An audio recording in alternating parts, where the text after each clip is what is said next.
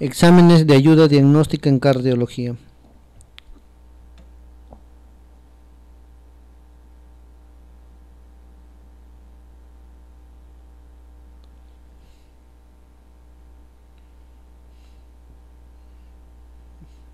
Vamos a avanzar a esto porque eso ya hemos visto.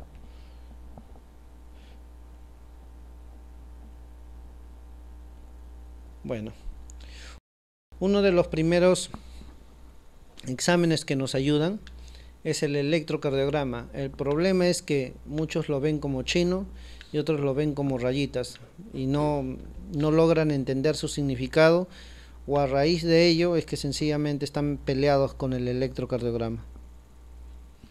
¿Qué es el electrocardiograma? Es un registro gráfico de la actividad eléctrica creada y conducida por las fibras cardíacas. Hay que tener en cuenta que cada examen que hacemos, primero debemos saber en quiénes están indicados. Hay que también tener en cuenta cuáles son las contraindicaciones, o mejor dicho, en quiénes no debemos hacer y qué precauciones debemos tomar, ¿no? No es cuestión de pedir así nada más. Siempre hay que tener un respaldo objetivo y sólido del por qué solicitamos un examen de ayuda diagnóstica. Entonces, por ejemplo, los criterios para electrocardiograma, tenemos variables clínicas. Por ejemplo, una persona mayor de 45 años con historia de enfermedad de arteria coronaria, historia de falla cardíaca, o es diabético. Recordemos que la diabetes ya le da un riesgo intermedio. Enfermedades crónicas del riñón. Si tenemos un paciente con estas características, y supongamos es un paciente que le duele el pecho, que tiene palpitaciones, que sospechamos que puede tener una angina estable, una angina inestable o una arritmia cardíaca, está indicado el electrocardiograma. Pero no son las únicas características, o mejor dicho, no son la única indicación a quienes deberíamos tomar, ¿no? Si son pacientes que toman antiarrítmicos, antidepresivos, antibióticos, o que tienen un desorden electrolítico, hipercalemia, hipocalemia, hipocalcemia, también deberían tomárseles el electrocardiograma, pero con presencia de alguna sintomatología que nos obligue a la sospecha o al descarte de alguna enfermedad. Igualmente, si nos basamos en signos y síntomas, un paciente con síncope, presíncope, si tiene palpitaciones, si tiene hipertensión severa, más de 180 la sistólica o más de 120 la diastólica, si hay dolor, náuseas, vómitos, alguna disnea inexplicable, un paciente adulto, anciano con estado confusional o hipotermia, son todas estas más o menos las indicaciones para tomar el electrocardiograma. Y obviamente, ¿por qué tienen indicaciones? Porque debemos ver con qué paciente. El gran problema que muchas veces tenemos es que no vemos al paciente y le tomamos electro. Es decir, queremos separar lo que es al paciente del electrocardiograma. Y como hemos mencionado al inicio, la clave de toda patología y de toda especialidad, estoy seguro, no ha cambiado. Es anamnesis, examen físico. Esa es la clave, porque a través de eso nosotros podemos llegar a un buen diagnóstico. Pero el electro también, ya les he mencionado en el caso de un paciente con sospecha de un problema coronario, pero también nos sirve para ver la regularidad de los latidos, el grosor de las paredes, aunque la sensibilidad para detectar hipertrofias es menor que el ecocardiograma, pero también nos sirve. El funcionamiento de dispositivos de actividad cardíaca, por ejemplo los marcapasos, pacientes que tienen desfibriladores, para ver el efecto de los medicamentos o detectar posibles daños al corazón. Este, por ejemplo, es un electrocardiograma. Bueno, vamos mencionando algunas cosas porque cuando hablemos de electrocardiograma es una cápita diferente. Acá podemos ver que siempre es importante ver la parte técnica. No podemos leer un electrocardiograma sin saber lo técnico. Entonces siempre debe tener una amplitud de 10 y una velocidad de 25. Bueno, este electro me sirvió para ¿qué? Para hacer el diagnóstico de una FA, porque si nosotros no analizamos de esta manera un 2 largo, tranquilamente podemos decir que el paciente tiene 300, 150, 100, 75, 60, 50, 48 latidos por minuto, cuando el paciente en sí tiene 60 latidos por minuto, está con FA y tiene signos de isquemia desde B1 hasta prácticamente B6, es decir, estamos hablando de un paciente con FA y con signos de isquemia, ¿no? Otro examen que nos va a ayudar es la radiografía de tórax. Y una vez más, cuando buscamos tratar de decir a quiénes dejamos o a quiénes indicamos radiografía de tórax, no es cuestión de tomarle a todo el mundo. Siempre hay que ver a quiénes va a ser dirigido y qué es lo que queremos encontrar o buscar en este examen de ayuda diagnóstica. Por ejemplo, según la guía de angina estable, la radiografía está indicado en aquellos pacientes que tienen dolor atípico o sospecha de una enfermedad pulmonar. Entonces, para eso hacemos un acápite y mencionamos que el dolor atípico viene de esta clasificación. Nosotros manejamos dolor anginoso típico, anginoso atípico y dolor no anginoso. Cuando el paciente tiene un malestar torácico, retroesternal, de naturaleza y duración típicas, es decir, es opresivo, se irradia el brazo, se acompaña de signos neurovegetativos, se desencadena por esfuerzo o estrés emocional y se alivia con reposo o nitratos, si cumple estos tres, se dice que tiene un dolor torácico o anginoso típico. Si solo cumple dos, se dice que tiene un dolor torácico atípico. Y si solo cumple uno de estas, se dice que tiene un dolor torácico no anginoso. Esto es importante, porque muchas veces nosotros no hacemos estas preguntas y no clasificamos a nuestro paciente acerca de qué tipo de dolor tiene. Muchas veces está llegando a consulta con un dolor ni siquiera típico, un dolor no anginoso, es decir, un paciente que tuvo una ACV, que está en silla de ruedas, que producto de ello para inclinado hacia adelante, no hay buena postura y nadie se permitió o le hizo la palpación del segundo y tercer espacio intercostal izquierdo, donde se vuelve a reproducir el dolor, lo cual es compatible con una osteocondritis, ¿no? Por eso es importante nosotros, antes de pedir el examen, la anamnesis una vez más y el examen físico. Dentro de la radiografía, algunos conceptos básicos, ¿no? Cuando tomamos una radiografía, nosotros debemos ver, aparte de la técnica, el número de espacios intercostales que deben aparecer, que estén alineados, que los ángulos costodiafragmáticos estén visibles, es la disposición del corazón. Mayormente hacia la derecha debe haber un tercio y los otros 2 tercios deben estar a la izquierda. También es importante identificar dentro de la silueta cardíaca imaginariamente a qué áreas corresponden, ¿no? Por ejemplo, acá tenemos la vena cava superior, acá donde vamos a ver esta porción es la aurícula izquierda, el arco aórtico, la pulmonar, el ventrículo derecho y el ventrículo izquierdo. Acá también lo tenemos, ¿no? Por ejemplo, acá dentro esta parte viene a ser la orejuela izquierda. Y esto es importante tenerlo en cuenta porque a través de una radiografía nosotros podemos ver qué partes del corazón están aumentados de diámetro y al hacer un análisis o una interrelación clínica radiológica nosotros podemos plantear diagnósticos probables, ¿no? Ese es en relación a una radiografía anteroposterior. ¿Qué pasa en una radiografía lateral? Igualmente, ¿no? Identificar, acá tenemos el corazón, mayormente, como pueden ver en esta imagen, el ventrículo derecho está en la parte anterior, el ventrículo izquierdo está posterior, acá tenemos la arteria aórtica, el tronco venoso brachiocefálico, acá tenemos la aorta descendente, la aurícula izquierda, el ventrículo izquierdo y la vena cava inferior. Esto es importante igualmente porque nos da datos a la hora de evaluar a nuestros pacientes. Otro dato que a veces olvidamos y no lo hacemos es el índice cardiotorácico. Muchas veces, ¿cuánto de nosotros lo hemos hecho solamente con los dedos cuando deberíamos nosotros a través de una regla, a través de un papel, hacer las marcas respectivas para que nosotros midamos el diámetro el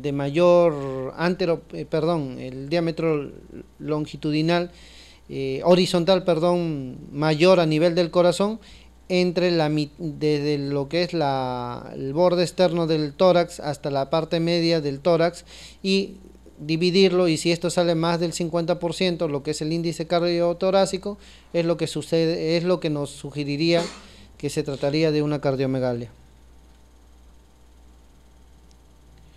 ¿Por qué es importante tener en cuenta eso? Ya les mencioné, y ojalá no les canse la idea de que es importante la técnica. ¿Por qué? Este y este es el mismo paciente. ¿Cuál es la diferencia? La única diferencia es el ciclo respiratorio. Mientras en este está en inspiración, este está en expiración. Por ejemplo, en el lugar donde yo laboro hay muchos pacientes que se les toman radiografías en expiración. ¿Y qué es lo que sucede en expiración? Hay un aumento aparente del tamaño del corazón porque este está en una posición más horizontal. Recordemos que el diafragma sube, eso va a hacer de que esta parte de lo que es la aorta no se elongue y va a dar una apariencia de cardiomegalia. Y eso hay que tenerlo en cuenta porque muchas veces cuando ven ustedes la referencia que nos llegan a cardiología, lo mandan por cardiomegalia. Le preguntas alguna sintomatología, no tiene ninguna sintomatología. Y lo único que llegamos a la conclusión es que el médico ahora, actualmente es lo único que ve son exámenes de ayuda diagnóstica y ya no hacen la anamnesis, el examen físico, y busca de encontrar la explicación e interrelacionarlo con los exámenes de ayuda diagnóstica. Por lo tanto, una cardiomegalia en ausencia de síntomas, lo primero que tengo que ver es la parte técnica y ver en qué ciclo respiratorio se le ha tomado. Por ejemplo, acá, si ustedes ven igual, ¿no? Cardiomegalia, ustedes me dirán, está en expiración. Sorpresa. Recuerden que actualmente los pacientes que están postrados muchas veces se le hace radiografía portátil, ¿no? ¿Y cómo me doy cuenta? Porque no hay la burbuja gástrica. Al no haber la burbuja gástrica, ¿qué es lo que podemos ver? Un aparente aumento tamaño del corazón. ¿Debido a qué? A su horizontalización. Entonces, ¿qué significa? Esos datos son importantes porque a veces nos mandan cardiomegalia y preguntamos, ¿cómo le han tomado la radiografía? Y ha sido una radiografía portátil. Le preguntamos sintomatología, le preguntamos factores de riesgo, no tiene ningún factor de riesgo. ¿Eso a qué ha conllevado? A una interconsulta, a una evaluación de un paciente que no amerita. ¿En desmedro de quién? De un paciente que de repente sí amerita y no han tomado las previsiones del caso. Eso es con respecto a lo más básico que es electro y radiografía. Antes de acabar de mencionar eso, hay que tener en cuenta otras cosas. Supongamos que vemos que es una cardiomegalia que ya hemos descartado que no es en expiración, que no es portátil. Entonces la primera pregunta sería, ¿qué es lo que hace que el corazón crezca hacia afuera, entre comillas? Las insuficiencias, en su gran mayoría, de las válvulas hacen que el corazón tenga una hipertrofia excéntrica, por lo tanto el corazón crece hacia afuera. Mientras las estenosis hay una hipertrofia concéntrica, es decir, no producen cardiomegalia, pero sí producen hipertrofia concéntrica, es decir, aumenta el espesor pero hacia dentro. Es decir, con una placa yo puedo decir si el paciente, sin haberle auscultado, puedo decir si él tiene una insuficiencia o una estenosis. Por eso es importante buscar una serie de datos e interrelacionarlos con todos ellos para poder determinar qué patología tiene, porque si solamente nos vamos a ir a auscultar el soplo cardíaco y no hacemos la integración de la anamnesis, el examen físico, el EKG, radiografía, de hecho que vamos a cometer errores. Otra de las herramientas que nos ayuda es el mapa. ¿En quiénes están indicados? Sobre todo la guía de la revista española y la guía europea menciona que el mapa, hay indicaciones en que comparte tanto el mapa como el AMPA, como hay algunas indicaciones explícitas solamente para el mapa.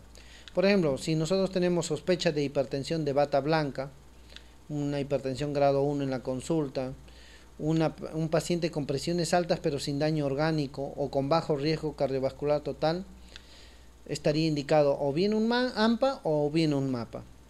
Si tiene una sospecha de una hipertensión enmascarada, es decir, tiene una presión normal alta en consulta, tiene normal alta también en individuos que no hay daño orgánico o que son asintomáticos, pero tienen riesgos cardiovasculares altos, entonces también está indicado cualquiera de estos dos. O pacientes que puedan hacer hipotensión autonómica, común en los diabéticos, postural, postprandial en los pacientes ancianos, o aquellos que, por ejemplo, son inducidos por fármacos, en las mujeres con preeclampsia, en la identificación de hipertensión resistente verdadera o falsa. En todos ellos tenemos estas dos armas, el AMPA y el MAPA. Pero lo que hoy día estamos hablando son exámenes que me ayudan en el diagnóstico cardíaco o en el diagnóstico o la sospecha de diferentes enfermedades de causa cardíaca, ¿no? Cuando haya una discordancia, yo le tomo en la consulta una presión y le digo tómese la presión y me lo trae, y vemos que hay una discordancia entre estas dos, está indicado lo que es el MAPA. Cuando hay descensos exagerados, lo trae las presiones de casa y vemos que tiene presiones con tendencia a la baja y exageradamente y aparentemente el paciente no hace síntomas, también está indicado el MAPA. Cuando hay sospecha de hipertensión nocturna o ausencia de caída de la presión durante la noche, recordemos que en la noche, producto del ritmo circadiano, la presión arterial debe caer. Pero ¿qué pasa si esto no cae? Esto puede suceder en pacientes con apnea del sueño, enfermedad renal o diabéticos, está indicado hacerse el MAPA. O valorar la variabilidad de la presión arterial. Entonces hay que tener en cuenta que el MAPA es otra herramienta que nos va a ayudar en la evaluación clínica de los pacientes y que nos va a brindar una serie de datos que no solamente nos va a permitir hacer un buen diagnóstico, sino darle una buena terapéutica y mencionarles cuáles son los puntos débiles o puntos que tiene que corregir para el mejor control de su presión arterial. Acá tenemos un ejemplo, este es un ejemplo de un paciente de 65 años, varón, hijo de un médico, que el paciente súbitamente presenta una emergencia hipertensiva, se le hace el diagnóstico de aneurisma roto, se le opera, el paciente va bien y posterior a ello, para optimizar el control de la presión, se le hace el MAPA. El gran problema fue de que sencillamente esto hubiera sido de mayor utilidad antes que presente. Recordemos que el aneurisma es algo congénito, pero el aumento brusco de la presión en aquellos pacientes cuyo aneurisma está en alrededor de 7 a 8 milímetros tiene mayor riesgo de romperse, hubiera podido ayudar, ¿no? Entonces vemos acá que el paciente está tomando losartán, una tableta 2 veces al día, atorvastatina una tableta al día, sus presiones aparentemente están controladas y esto es todo lo que nos informa un MAPA. Hacemos la conclusión de la presión, cómo está en relación al ritmo circadiano, cómo está la carga hipertensiva, la variabilidad, la presión de pulso y aparte nos da esta gráfica. Esto que ve acá de color gris es las tomas de presión durante la noche y podemos ver de que hay una caída durante la noche y en la etapa de vigilia hay un aumento, ¿no? Asimismo nos da detallado cada 30 minutos o cada 20 minutos según cómo se le programe los momentos en que hace presiones altas. Es decir, el MAPA me sirve en una persona que ya está tomando un tratamiento antihipertensivo para en cierta medida ver si con el tratamiento que está tomando está controlado. Sí, también nos sirve. Y acá tenemos el otro caso, mujer de 52 años, que la típica muchas veces. El gran problema es que no sabemos hacer el diagnóstico de hipertensión. Muchas veces nos olvidamos que hipertensión significa aumento de presión continuo, es decir, cuando estoy en reposo y cuando estoy en actividad. Pero a veces, ¿qué sucede? Vengo corriendo, no hago el descanso de los 10 minutos, tuve una fuerte impresión, una cólera, una discusión, o sencillamente después de un acontecimiento negativo, me voy, me duele el corazón, me falta el aire, me toman la presión, me encuentran 14,9 y alguien por ahí me tacha de hipertensión y de ahí en adelante todo el mundo sigue la flecha, todo el mundo se olvida de cómo es el diagnóstico de hipertensión. Por lo tanto, es muy importante hacer un buen diagnóstico, porque una vez que a alguien le tacha a una persona de hipertenso, muchas veces el resto sigue solamente la flecha, y eso no es lo correcto. A esta paciente le habían dicho de que era hipertensa. ¿Por qué? Porque un día discutió con su esposo, le empezó a doler la cabeza, con características tensionales, se fue a la posta, le encontraron 15,9 en una oportunidad y le dijeron es hipertensa y a tomar enalapril 2 veces al día. Bueno, lo vimos, hablamos con la paciente, suspendimos los medicamentos, obviamente suspendimos un tiempo apropiado para disminuir el efecto residual del medicamento, le tomamos el mapa y sorpresa, la paciente no es hipertensa, en ningún momento hace presión arterial elevada. Entonces, ¿nos puede ayudar cuando tenemos la duda? Sí. Porque recordemos que las maneras para hacer el diagnóstico muchas veces no lo podemos cumplir en consultorio, debido a que así recordamos cómo salieron esas tablas para clasificar en hipertensión grado 1, 2 o norma arterial alta. Todas esas cosas no fueron con una sola toma, sino fueron 2 tomas en una consulta y el promedio de 2 a 3 consultas. ¿Cuántas veces hacemos eso? La verdad, ni yo mismo lo hago. Tenemos otro examen de ayuda diagnóstica, un Holter de 24 horas, es decir, pacientes que tienen palpitaciones o pacientes ancianos que refieren síncope, presíncope. Este es otro examen de ayuda diagnóstica. ¿Por qué? Es un monitoreo de la actividad eléctrica del corazón. ¿Para qué les pedimos a estos pacientes? Aquellos pacientes que tienen palpitaciones, para detectar latidos ectópicos o extrasístoles, o aquellos pacientes que refieren mareos, presíncope o síncope, para detectar pausas significativas. Llamamos pausas significativas cuando un latido entre otro hay una separación de 2.5 segundos. ¿Qué significa? Si entre un latido y otro latido demora de 2.5 segundos, ese es una pausa significativa y puede ser el responsable de mareos o síncope. Igual es un paciente con palpitaciones, como pueden ver acá, me dice si ha presentado extrasístoles ventriculares, cómo se comporta el segmento ST, si ha tenido arritmias, y todo este informe nos da. Obviamente mencionamos de que siempre todo lo que escribamos acá debe tener una representación objetiva de lo que estamos informando acá. Acá podemos ver la presencia de extrasístoles por hora, con qué frecuencia se presentaron. Y acá tenemos. Bueno, los electrocardiogramas hay de 3 canales. Los Holter hay de 3 canales y de 12 canales.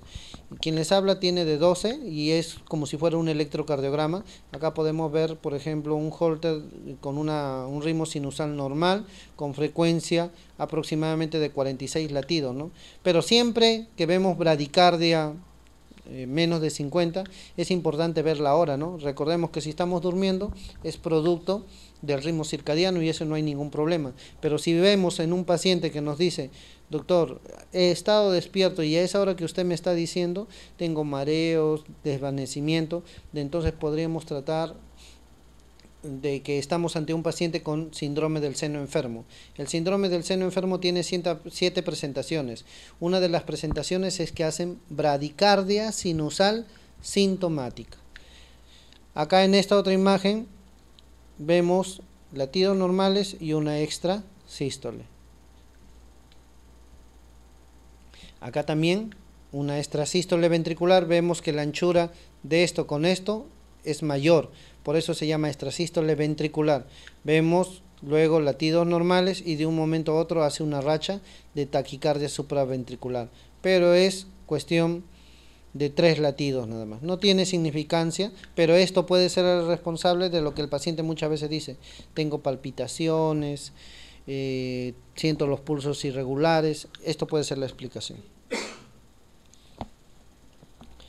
Bueno, hasta ahí hemos hablado acerca de lo más común, lo que vemos en lo que es consultorio externo o a veces tanto en el hospital como en la práctica privada. Otro examen del cual disponemos y nos ayuda bastante es la prueba de esfuerzo. Mayormente nosotros lo hacemos a través de un tapiz rodante o cinta sin fin, o también lo llamamos treadmill. Una vez más, ¿qué les mencioné? Tienen que saber a quién hago y a quién no hago. ¿Por qué? Porque acá tenemos contraindicaciones absolutas. Una de ellas, por ejemplo, estenosis aórtica severa sintomática. ¿Por qué les hago mención? Recordemos que uno de los principios de la medicina es primum non nocere, ¿no? Entonces, si tenemos un paciente con una estenosis aórtica, significa que hay una oclusión. Significa que cuando le haga hacer ejercicio, va a haber un aumento de presión, ¿dónde? En las cavidades, ¿no? En la aurícula izquierda, que luego llega al ventrículo izquierdo. Y si tiene una estenosis aórtica severa sintomática, al hacer ejercicio también recordemos qué es lo que va a suceder. Va a haber taquicardia, y si hay taquicardia, ¿qué es lo que disminuye? La diástole, y si disminuye la diástole, significa que no va a llenar buena cantidad de sangre. Entonces la cantidad de sangre que llega va a ser insuficiente para poder vencer la gran resistencia de la aorta debido a esta estenosis, y el paciente tranquilamente se puede morir. Por eso es que en estos pacientes no deberíamos hacerlo. ¿Por qué les traigo mención a esto? Porque hemos tenido pacientes que muchas veces lo mandan de otras especialidades por dolor de pecho y nos piden que le hagamos la prueba de esfuerzo, y nos damos con la sorpresa que antes de hacerle la prueba de esfuerzo le auscultamos y encontramos soplos cardíacos que son compatibles con esta estenosis aórtica severa. Entonces, la moraleja, o mejor dicho, ¿qué es lo que hay que tener en cuenta? Siempre leer o tener en cuenta a quienes no debemos hacer y buscar si tiene alguna de estas contraindicaciones. ¿Para qué? Para no tener problemas y no tener una sorpresa que incluso pueda llevarnos a meternos en problemas en nuestra práctica clínica. Otra cosa que hay que tener en cuenta es, muy bien, le voy a hacer la prueba de esfuerzo, ya le hice el screening, no tiene contraindicaciones, la voy a hacer. Pero también es importante saber, ya le voy a hacer, pero cuando digo basta o cuando lo paro. Entonces lo más resaltante es, por ejemplo, esto, ¿no? Si hay una elevación del ST, mayormente de 2 milímetros, si la presión arterial al inicio estaba 110/60, comienza a hacer esfuerzo, 140/80, más esfuerzo, en lugar de subir, porque la presión normalmente debe subir con el esfuerzo físico, de 140 se va a 90. Eso me indica un mal pronóstico y no debería insistir con la prueba, a pesar de que el paciente esté aparentemente asintomático. ¿Por qué? Porque eso puede generarme problemas. O, por ejemplo, un paciente que le estamos haciendo la prueba de esfuerzo y nos dice, doctor, me duele, doctor, me duele. Hay que hacerle caso al paciente. No pretendamos que por tratar de cumplir de hacer la prueba de esfuerzo ignoremos al paciente, porque hemos dicho a lo largo de la exposición que lo importante es lo que el paciente nos diga, o lo que le preguntemos, o lo que logremos encontrar en el examen físico. Para hacer la prueba de esfuerzo hay un montón de protocolos. Mayormente nosotros utilizamos el protocolo de Bruce. También podemos utilizar el Bruce modificado, pero mayormente utilizamos el Bruce. En algunas situaciones podemos utilizar los otros protocolos. La intención de traerles esta gráfica es para decirle que hay varios protocolos. No vamos a pasar mayor tiempo tratando de explicar qué significa cada una de estas cosas. ¿Qué parámetros hay que evaluar cuando hacemos una prueba de esfuerzo? Hay parámetros electrocardiográficos. Recordemos que lo vamos a hacer trotar sobre una cinta sin fin o un treadmill, donde van a estar conectados a través de un equipo que va a registrar los latidos electrocardiográficamente, cómo se está comportando el corazón, y debemos evaluar esto: depresión o elevación del ST, presencia de arritmias. Asimismo, ver cómo se comporta la frecuencia cardíaca y la presión arterial con el ejercicio, ver la presencia de angina, síntomas de disfunción ventricular izquierda. Esto es importante porque a veces el paciente está haciendo prueba de esfuerzo, pero el paciente dice yo puedo, y lo vemos que el paciente dice sí puedo, pero está pálido, está sudoroso. Todas estas cosas hay que evaluar, ya que si presenta alguna de estas cosas, no es necesario que el paciente nos diga ya no, sino que nosotros tenemos que suspender la prueba o parar la prueba. Y asimismo también nos sirve para la capacidad funcional, ¿no? Es decir, todos estos parámetros nos van a permitir evaluar cómo está nuestro paciente. Pero mayormente nosotros lo utilizamos para descartar o hacer el diagnóstico de cardiopatía isquémica, ya que en estos casos tiene un valor diagnóstico, o sea, me sirve para diagnosticar, me sirve para ver el pronóstico, me sirve para ver el valor funcional o la valoración funcional y me sirve para ver cómo está en relación a su terapéutica. Ejemplo, por ejemplo, pacientes que han tenido infarto, que han estado hospitalizados en la unidad coronaria en Lima, después de que tienen un infarto, y acá los colegas que de repente han tenido oportunidad de tener esta experiencia, pasa un tiempo determinado y a veces lo primero que preguntan es si pueden tener relaciones sexuales o qué tipo de ejercicios pueden realizar. Entonces, eso también es importante porque al paciente muchas veces, después que hacemos que el paciente pase la fase aguda, nosotros le hacemos la prueba de esfuerzo para ver si tiene, para corroborar, para ver si tiene aún riesgo, para ver su pronóstico y también para poder decirle qué actividades puede hacer en relación a después de haber tenido este infarto. ¿Qué otra cosa hay que tener en cuenta? El corazón, bueno, ya eso lo habrán hablado en la mañana. Les habrán dicho que son tres las grandes arterias: la coronaria derecha, el tronco principal izquierdo que se divide en circunfleja y la descendente anterior.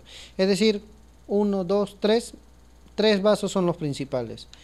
La prueba de esfuerzo me sirve, tiene una sensibilidad del 67% y especificidad del 72%. Asumo que saben qué es lo que significa esto. Es decir, no es 100% sensible ni específica. Pero esto también va a depender del número de arterias afectadas. Si tenemos un paciente que solamente tiene afectado a una arteria, miren su sensibilidad, entre 25 y 60. Es decir, si solo hay una, puede ser de que no tenga la capacidad de hacer el diagnóstico. Si están afectados dos vasos, aumenta esa probabilidad, aumenta su sensibilidad. Y si están enfermos tres vasos, obviamente su sensibilidad aumenta. Es decir, si tenemos un paciente con sospecha de un problema coronario y le hacemos una prueba de esfuerzo, nosotros podemos decirle 100% que ese paciente está libre de tener problemas cardíacos. Falso, porque va a depender primero del número de vasos afectados. Y para eso aplicamos el teorema de Bayes. ¿Qué significa el teorema de Bayes? El teorema de Bayes tiene que ver con la probabilidad pretest. Es como a veces a los alumnos les menciono. Ha venido un paciente que es mujer, 35 años, no tiene factores de riesgo. Viene con dolor de pecho. Aparentemente el dolor es atípico o es un dolor anginoso no coronariano. ¿Tiene factores para decir que ese paciente va a tener problemas al corazón? No tiene. Entonces, la probabilidad es que al nosotros ver la condición, la edad, qué factores tiene, podemos anticipadamente decir si ese paciente va a tener algún problema cardíaco. Entonces acá tenemos los extremos, ¿no? Tengo un paciente de 45 años, masculino, asintomático, no tiene riesgo, no tiene factores de riesgo. Entonces, si su probabilidad pretest está acá, ¿ustedes creen que le van a hacer el diagnóstico después o va a salir con un diagnóstico positivo después que le hagan el examen? No, es por lógica, ¿no? Si no tiene factor de riesgo, le hago una prueba de esfuerzo y de repente no hice bien la anamnesis y de repente ese dolor torácico es por una osteocondritis, le estoy haciendo una prueba de esfuerzo para una osteocondritis que no sirve para nada. Por otro lado, si tengo un paciente de mayor edad con una angina típica cuya probabilidad pretest es alta, el solo hecho, eso me está determinando que yo le voy a hacer la prueba de esfuerzo y hay una alta probabilidad de que ese paciente sea positivo. Este gráfico es el teorema de Bayes, que se basa en la probabilidad pretest. Y eso hay que tenerlo muy en cuenta. ¿Por qué? Porque, como les repito, muchas veces las referencias mandan por dolores torácicos no evaluados correctamente, por radiografías que ni siquiera se tomaron o se percataron en qué situación fueron tomadas o en qué ciclo respiratorio fueron tomadas, o a veces sencillamente lo mandan porque dicen, bueno, te duele el pecho, ahí el cardiólogo que vea qué cosa es, y así no es, ¿no?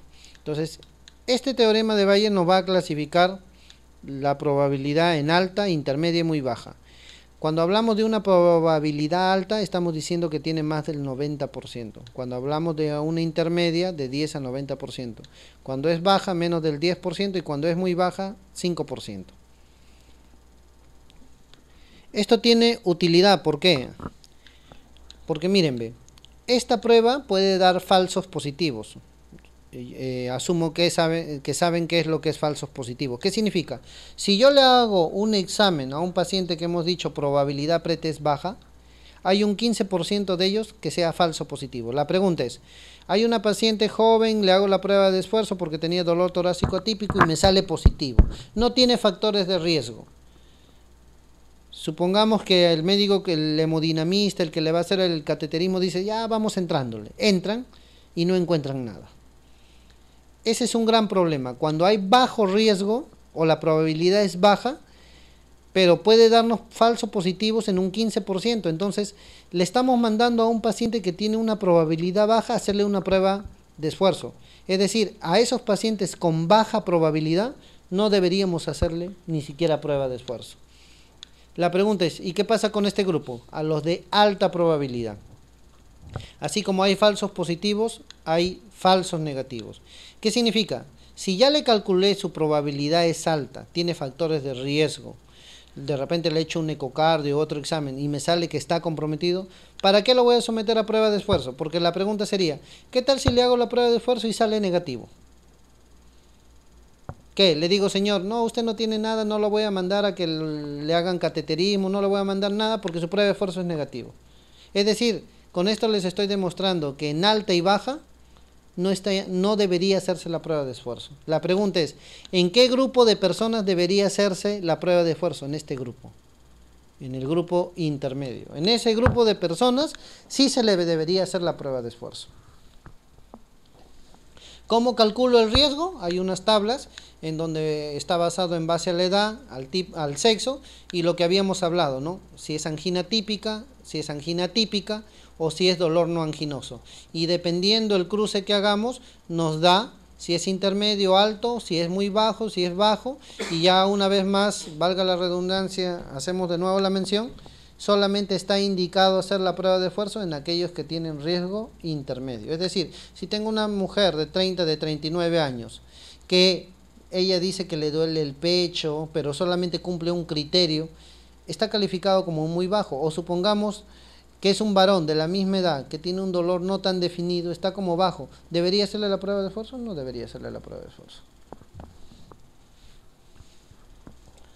Cuando una prueba de esfuerzo es positiva, la prueba de esfuerzo es positiva o normal, ven acá, esta es la R, esta es la S, y acá hay un aplanamiento que puede ser horizontal o puede ser hacia abajo.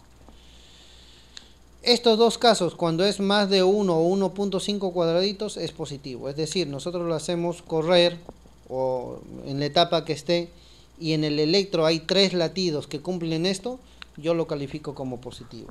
Pero también depende si es hombre o es mujer. Porque en las mujeres es más común los falsos positivos.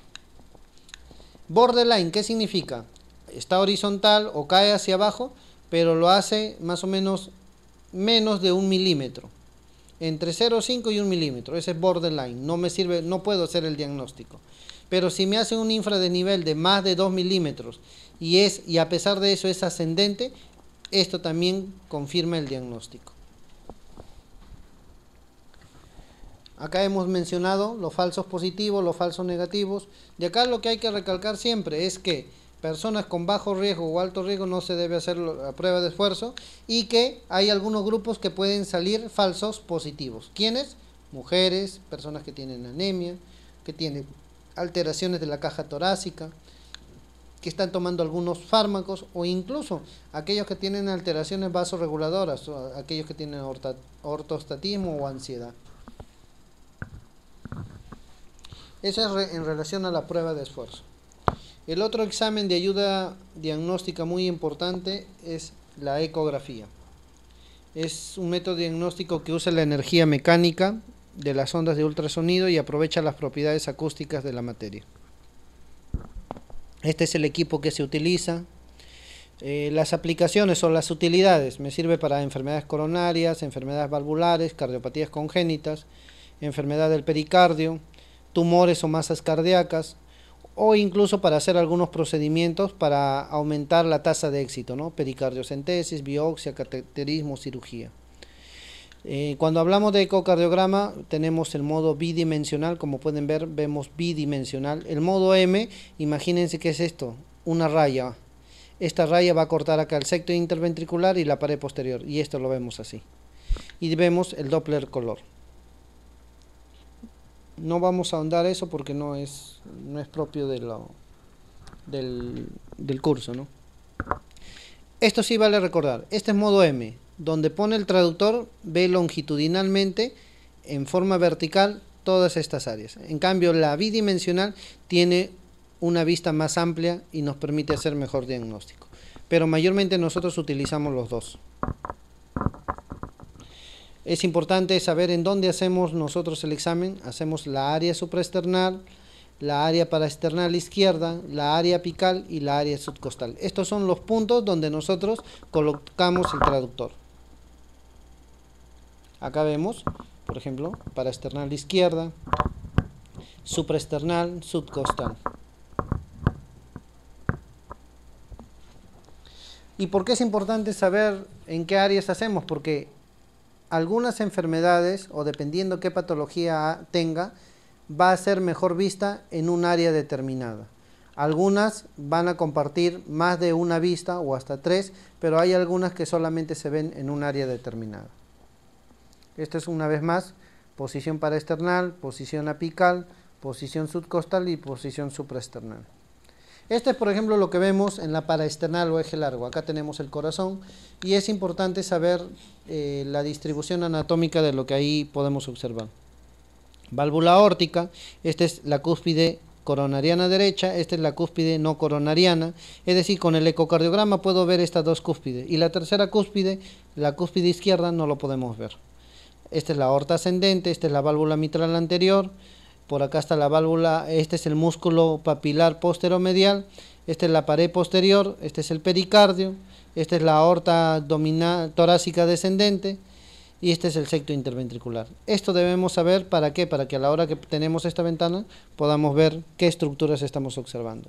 ¿Para qué nos sirve? Nos sirve para ver cómo está el ventrículo izquierdo y también cómo está la aorta, ¿no? Con este examen yo puedo medir qué tamaño tiene la aurícula izquierda, cómo está el tamaño del ventrículo izquierdo en final de diástole y en final de sístole. Estos son los valores con los que trabajamos. No voy a entrar en mayor detalle, como les mencioné. Este es el modo M. Por ejemplo, el modo M a nivel de la aorta. Podemos ver, como hemos dicho, la aorta, la aurícula izquierda, porque es un corte de esta manera, longitudinal. Y vemos solamente la válvula coronariana derecha y la no coronariana. Este es a nivel de la válvula mitral posterior y la válvula mitral anterior. Y este es lo que hemos dicho, ¿no? Un corte a nivel del ventrículo izquierdo y vemos cómo se comporta en sístole y en diástole, y esta es una manera para calcular fracción de eyección en modo M. Y este es el Doppler color. ¿Para qué utilizamos el color? Para detectar insuficiencias aórticas o insuficiencias mitrales, o también estenosis aórtica y estenosis mitral.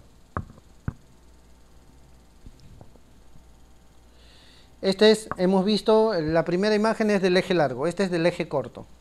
Igualmente, en el eje corto tenemos esta distribución, la válvula aórtica con sus tres cúspides, izquierda, derecha y no coronariana. Aurícula izquierda, aurícula derecha, tracto de salida del ventrículo derecho y la pulmonar con sus válvulas. Esta es otra imagen, esta es de 4 cámaras. En 4 cámaras, como pueden ver, vemos las 2 aurículas en la parte inferior y los 2 ventrículos en la parte superior. Asimismo, si ponemos color, podemos ver que a nivel de la aurícula izquierda, acá tenemos la vena pulmonar superior izquierda y la vena pulmonar superior derecha. Acá también lo vemos, podemos medir los gradientes. Acá, cuando hacemos de 4 cámaras, vemos que a nivel de la aurícula derecha con el ventrículo derecho, vemos este color que regresa hacia la aurícula derecha. Esta es una regurgitación tricúspide. Este es uno de 5 cámaras, aurícula izquierda, aurícula derecha, esta es la aorta, ventrículo izquierdo, ventrículo derecho y sus diferentes estructuras. Este es de 2 cámaras, aurícula izquierda, ventrículo izquierdo y sus diferentes estructuras. Esta es una vista subcostal, Acá podemos ver las 4 cámaras, aurícula izquierda, aurícula derecha, ventrículo derecho, ventrículo izquierdo. Por ejemplo, esta es una de las vistas que nosotros utilizamos para ver hipertrofia del ventrículo derecho por alguna enfermedad o también para ver derrames pericárdicos. Esta es la vista supraesternal. En la vista supraesternal a nivel del cuello le hacemos para ver cómo está el arco aórtico. Este es el arco aórtico a la izquierda. Este arco aórtico luego se comunica con la arteria torácica descendente y lo utilizamos para descartar, por ejemplo, la presencia de coartación de aorta. Asimismo, esto ya hemos visto, 2 cámaras, 4 cámaras, eje largo. ¿Para qué nos sirve? Para ver la contracción, es decir, cómo está la contractibilidad del corazón. Si ustedes pueden ver, cada una de estas áreas tienen nombres específicos. ¿Y por qué tienen nombres específicos? Porque me va a permitir determinar si están irrigadas por la descendente anterior, si están irrigadas por la circunfleja o están irrigadas por la arteria coronaria derecha, o en su defecto una combinación de algunas de ellas. Es decir, con una eco yo puedo decir, esta área está irrigada por la descendente anterior y él ha tenido un infarto, entonces hay compromiso de esta área. Esa es la eco normal. Pero también hay la eco transesofágica. Igual, eco transesofágica, en quién está indicado y en quiénes está contraindicado.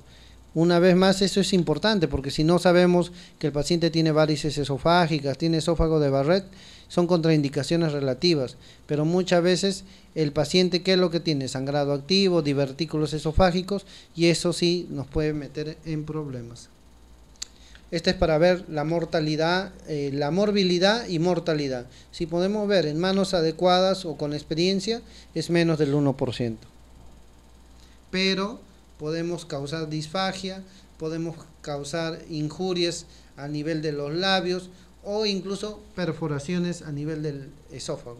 Este es el equipo que utilizamos, es un equipo como si fuera un endoscopio. Ese equipo tiene movimientos de anteflexo y retroflexo y también tiene hacia la derecha y a la izquierda y hace todos estos movimientos, atrás, hacia adelante y una serie de movimientos que cuando lo colocamos nos va a permitir ver determinadas áreas del corazón. Le colocamos con un protector y ponemos anestesia y colocamos lo que es la sonda, ¿no? ¿Para qué? Para que nosotros, a medida que va entrando la sonda, nosotros vamos a identificar un área esofágica superior, media, transgástrica y transgástrica profunda. Cada una de estas áreas tiene ventanas determinadas. ¿Para qué nos sirven esas ventanas determinadas? Para poder ver qué parte del corazón estamos viendo. Y el hablar de esófago superior, transgástrico, medio, tiene que ver con la distancia de la sonda que se introduce. Es decir, debemos saber si queremos ver esófago superior, el corazón a nivel del esófago superior, tenemos que introducirlo 20 a 25 centímetros. Si queremos ver vistas del corazón a nivel del esófago medio, 30 a 40 centímetros. Una vez que escogemos, podemos ver 4 cámaras, podemos ver 2 cámaras, etc. Este es un examen básicamente complementario. ¿Por qué? ¿Se acuerdan que les mencioné que el ecocardiograma, hay estructuras que no se puede ver? Una estructura que mayormente nosotros no podemos ver es la aurícula izquierda y la derecha, tienen sus apéndices auriculares. Esas apéndices mayormente no se ven. Por ejemplo, este es el caso, este es la aurícula izquierda, ventrículo izquierdo. Este es su apéndice. ¿Y por qué es importante muchas veces observar esto que no lo podemos hacer a través del eco transtorácico? Le doy un ejemplo. Un paciente con una estenosis mitral, que hay una obstrucción del flujo de la aurícula izquierda al ventrículo izquierdo. Entonces acá hay sangre. Esta sangre va a estar en movimiento y parte de esta sangre se acumula acá en el apéndice. Ahí se forma un trombo. Ese trombo ahí está y se puede romper. Si se rompe como está en el lado izquierdo, ¿qué es lo que puede ser? Puede migrar al ventrículo izquierdo y del ventrículo izquierdo se va a través de la aorta y se puede ir al cerebro produciendo un ACV isquémico. Por eso hay situaciones en que nosotros deseamos saber cómo está este apéndice, para lo cual necesitamos el eco transesofágico, porque no hay manera de verlo con otro examen. Otro examen que utilizamos es el ecoestrés dobutamina. El ecoestrés, es decir, es una ecografía, pero utilizamos un medicamento. La dobutamina sabemos que es una amina simpático mimética, actúa a nivel de las beta 1 y utilizamos esta dosis, 5, 10, 20, 30, 40, cada cierto intervalo de tiempo, cada 3 minutos. ¿Para qué utilizamos eso? Es un examen que nos va a servir para ver características cualitativas y cuantitativas y clasificar el riesgo de un paciente. Le doy un ejemplo. Paciente que tiene bloqueo de rama izquierda, tiene dolor de pecho. ¿Le podemos hacer prueba de esfuerzo? No, porque cuando tienen bloqueo de rama izquierda, la prueba de esfuerzo no tiene mucha utilidad. Entonces, ¿qué le puedo hacer? Le puedo hacer un ecoestrés dobutamina o le puedo hacer un estudio de perfusión. Acá tenemos, por ejemplo, un paciente en reposo, le administré medicamento y después del ejercicio o después de la administración de ese medicamento hizo que se acelere y evalúo en la misma vista. Este es, por ejemplo, un eje largo en reposo y este es después de un ejercicio. Mira, y veo el comportamiento. Igual, eje corto, acá tenemos el ventrículo izquierdo y vemos qué sucede de cuando está en basal y qué sucede cuando está en frecuencias cardíacas más elevadas. Es lo mismo. Y este cuadro es muy importante, ¿por qué? Si yo tengo una contractibilidad normal, le administro dobutamina y la contractibilidad se acelera, ¿qué digo? Es normal, ¿no? Es normal, ¿por qué? Porque es normal y se acelera, sigue siendo normal. ¿Qué pasa si es normal? Le administro dobutamina y de un momento veo que la contractibilidad disminuye a tal punto que no se mueve poco o no se mueve nada. Ah, yo digo, este paciente está normal supuestamente cuando está en reposo. Le doy dobutamina, es como si le hiciera hacer ejercicio excesivo y el paciente empieza a sufrir su corazón. Es decir, eso me sirve para hacer el diagnóstico de isquemia. Tengo un área que se mueve poco, le doy dobutamina y esta área que se movía poco empeora aún más su movilidad. ¿Qué me indica? Isquemia. Tengo un área que no se mueve, es decir, nada. Le administro el medicamento y no se mueve nada. ¿Qué significa? Es un área infartada. Infartada significa que ya está muerta, no se puede hacer nada. Tengo un área que se mueve poco o no se mueve nada. Le doy dosis baja de dobutamina. Cuando le doy dosis bajas, mejora la contracción. Y cuando le doy dosis altas, se deteriora. Es decir, hay una respuesta bifásica. ¿Qué significa? Tiene un corazón con isquemia. Isquemia significa que es un tejido que se puede recuperar. Esto lo usamos bastante en algunos casos allá en Lima. Por ejemplo, acá tenemos, miren, un eje largo. Este es el septum anterior y vemos que acá hay un área adelgazada, un área que no tiene mucho movimiento. ¿A cuántos latidos? 71 latidos por minuto. Le doy 10 microgramos y sigue adelgazada y no hay mucho cambio. Le doy 20 microgramos, sigue adelgazada, no hay muchos cambios. Le doy 40 microgramos y con 40 microgramos no acelera su corazón y encima sigue con las mismas características. Esta es un área compatible con un infarto, es decir, ese terreno está muerto, no se puede hacer nada.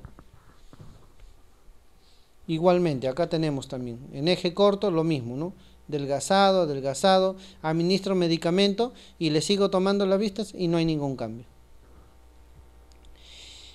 Y para acabar en relación a los exámenes de ayuda diagnóstica, vamos a hablar acerca de cateterismo cardíaco. Bueno, el cateterismo cardíaco no lo tenemos acá en Trujillo, pero en Lima y otros países es uno de los métodos de ayuda diagnóstica muy importantes, sobre todo en pacientes con SICAS, ¿no? Es decir, con síndromes coronarios agudos, tanto ST elevado como en ST no elevado y otras situaciones, ¿no?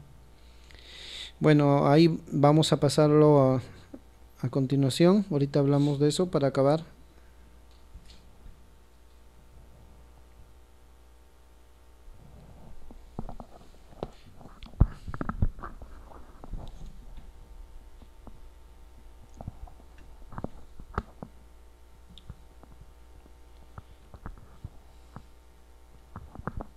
Vamos avanzando esto. Bueno, como ya han hecho la revisión de anatomía, vamos a ir avanzando esto, ¿no? Pero para revisar cateterismo cardíaco es importante que conozcamos bien la anatomía. Coronaria derecha, tronco principal, descendente anterior, circunfleja. Igual, la circunfleja viene por la parte o la pared posterior del corazón. Esto es el tronco coronario izquierdo. Este tronco coronario izquierdo, ya hemos dicho, se divide en descendente anterior y circunfleja. Acá están las dimensiones. Vemos asimismo que la descendente anterior, que es esta rama larga principal, da sus orígenes, ¿no? Diagonales y sectales, es decir, se van al septum, que divide ventrículo izquierdo y derecho, ¿no? Esta es la arteria circunfleja, esta es la arteria que rodea alrededor al corazón.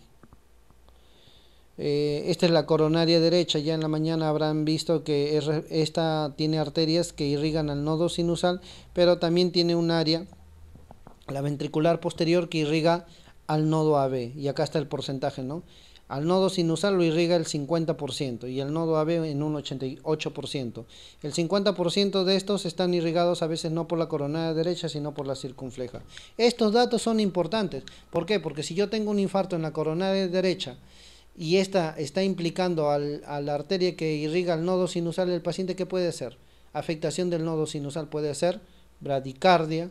Y si afecta más distalmente a nivel de la arteria que da al nodo AB, incluso el paciente se puede bloquear. Por eso es importante todas estas cosas. Este es para ver la dominancia, ¿no? Hablamos de dominancia derecha, dominancia izquierda. Quien tiene a la arteria descendente posterior.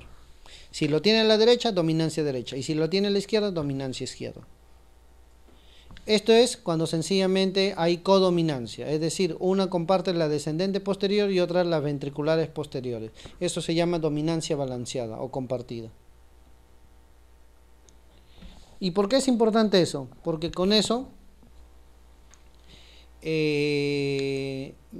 Mason-Sones es uno de los pioneros en lo que es cateterismo cardíaco. Este señor fue el que demostró el árbol arterial coronario. A pesar de no tener una infraestructura adecuada y a pesar de todos los riesgos potenciales. Muy bien, este corazón que ya lo hemos visto, vamos a tratar de la teoría del círculo y la teoría de la asa. Es decir, hemos dicho, esta es coronaria derecha, este es el tronco que se divide en circunfleja y en descendente anterior. Esta coronaria derecha da la vuelta y se une con la circunfleja. Esto viene a formar el círculo. Esta descendente anterior se une con la descendente posterior, que mayormente lo da a la derecha. Este es la asa. ¿Por qué es importante eso? Para poder ver las imágenes. Entonces, el círculo viene a separar la aurícula y el ventrículo. Es un círculo que rodea estos dos y separa estas dos estructuras. Y la asa es lo que separa los ventrículos, anterior y posterior.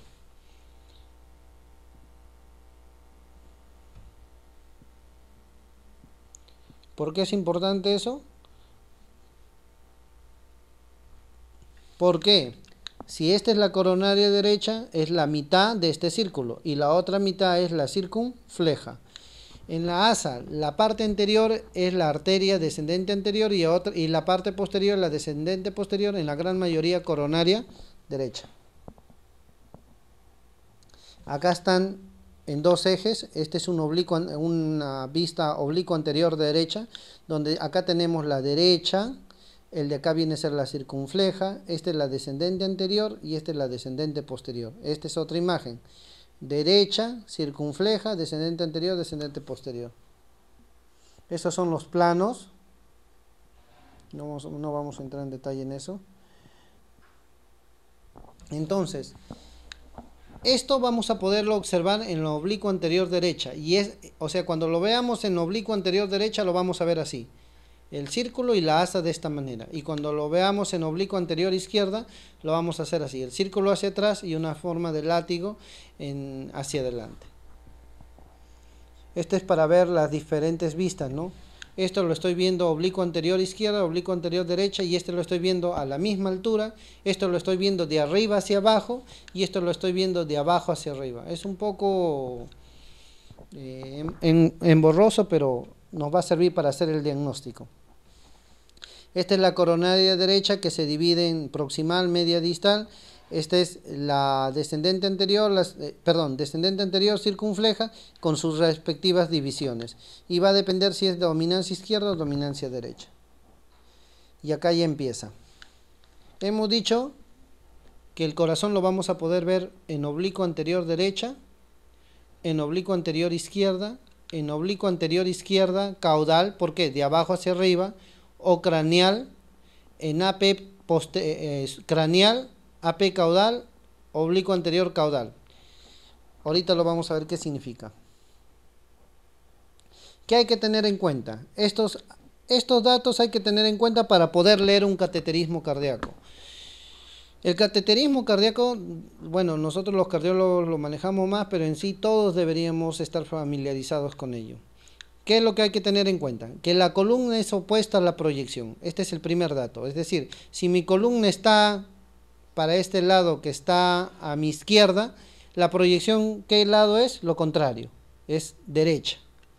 Las costillas bajan hacia la proyección, es decir, si las costillas vienen así, diagonales, ¿de dónde está viniendo? Si hemos dicho que la columna está acá y de acá bajan las costillas. Sigue siendo, ¿qué es? Esto es, hemos dicho, está a mi izquierda, o sea, es derecha. Y como bajan las costillas, es oblicua derecha. ¿Qué más? Lo que les había mencionado, el asa se cierra en las craneales y se abre en las caudales. Es decir, esa asa que hemos visto, que es así más o menos, cuando yo lo veo de arriba, se cierra. Voy a ver como una raya nada más. Y cuando lo veo de abajo, se abre. ¿Qué más? Las costillas se verticalizan en las craneales. Es decir, que cuando yo lo veo de arriba, las costillas son casi verticales y se horizontalizan en las caudales. Esto lo vamos a ver ahorita en los ejemplos. Hace rato se acuerdan que yo les he puesto, este es oblicuo anterior izquierda, oblicuo anterior derecha, acuérdense, todo esto son caudales y todo esto son craneales. Entonces, eso yo les he puesto por la ubicación, pero cada ubicación va a haber un área determinada de las arterias coronarias. Un área que va a ver la descendente anterior, otra área que va a ver la coronaria derecha y así sucesivamente. Entonces, primer ejemplo, acá ve, es antero-posterior. ¿Por qué? El paciente está acostado acá y de acá toma la imagen. Entonces, la columna, cuando es antero-posterior, acá no se ve bien, pero la columna aparece en medio. Es decir, esta columna no está a lo que es a mi izquierda, sino está en medio. Además, miren las costillas, están horizontalizadas. ¿Para qué me sirve? Me sirve para ver esto. Acá está el tronco principal izquierdo, acá está la descendente anterior y acá está la circunfleja. Muy bien. Sigue siendo AP, pero miren, ve cómo cambió esta distribución. Lo está viendo la cabeza de arriba hacia abajo, por eso se llama craneal. ¿Para qué sirve? Para ver esto. La descendente anterior izquierda, cómo acá viene su trayecto y acá hace como un bigotito, una parte distal adelgazada. Esto se va a la punta del corazón. Acá empezamos. ¿Cómo están las costillas? Diagonales. Es decir, ¿la columna está acá o está acá? ¿Dónde está? La columna está acá. ¿Qué lado está de la columna de mi persona? Está a la izquierda. ¿Qué dice? ¿Cómo nos orientamos en la proyección? Si la columna está a la izquierda es lo contrario, es decir, derecha. Las costillas, ¿cómo vienen? De arriba hacia abajo, es decir, es diagonal. Como es craneal, yo no veo acá el diafragma. Por eso es decir, si yo borrara esto, yo puedo decir que es una proyección oblicua anterior derecha craneal. Por esto, la columna está a la izquierda, por lo tanto es derecha. Es diagonal y como no veo el diafragma, es craneal. ¿Y para qué me sirve eso? Para hacer esto, porque yo digo, en esta proyección craneal, yo puedo ver la descendente anterior izquierda. Esta, por ejemplo, miren, ve. La columna, ¿dónde está? Sigue siendo acá. Acá las costillas están un poco menos diagonalizadas, pero acá está la columna. Es decir, sigue a la izquierda, sigue siendo derecha, sigue siendo diagonal. Pero la diferencia es, por acá empiezo a ver el diafragma. Por eso se llama caudal. ¿Y para qué me sirve? Para ver esto, cómo se pone la circunfleja y cómo se pone la descendente anterior izquierda. Esto es un AP caudal, de abajo hacia arriba. sirve para ver cómo están distribuidas estas arterias. Ahora, ¿la columna dónde está? A mi derecha, es decir, es izquierda, porque acuérdense, les mencioné que la proyección es contraria a donde está la columna. Mi columna acá figura a mi derecha, por lo tanto la proyección es izquierda. Por acá veo el diafragma, no lo veo, es craneal, y las costillas más o menos vienen así, por eso es oblicua. Oblicuo anterior izquierda craneal. ¿Para qué me sirve? Para ver esto, cómo viene la circunfleja, cómo viene el tronco, cómo se viene la descendente anterior. Esta es otra proyección lateral izquierda, también me sirve para eso. Esta es común. ¿La costilla dónde está? A la derecha, o sea, está a la izquierda. Vienen así diagonales, o sea, es un oblicuo anterior izquierda. Y por acá no se ve muy bien, pero se debe ver acá el diafragma, por eso es caudal. Esta es una de las preferidas que utilizamos porque nos permite ver el tronco, la descendente anterior, la circunfleja. Estas son proyecciones, ya hemos visto, hasta ahorita hemos visto la descendente anterior y circunfleja, es decir, las arterias del lado izquierdo. Lo que nos falta es ver las arterias del lado derecho. Y acá está. Columna a mi derecha, o sea, es izquierda. Es oblicua. Oblicuo anterior izquierda. Acá veo la coronaria derecha. Esta es la arteria que va al nodo sinusal, esta es la coronaria derecha, esta es la descendente posterior, esta es la posteroventricular y de acá sale una arteria que se va al nodo AB. Si acá se llega y se forma un trombo, ocluye todo esto y ya no hay irrigación y se puede afectar el nodo AB, el paciente puede tener un bloqueo completo y puede necesitar marcapaso. Por eso es importante todos estos exámenes.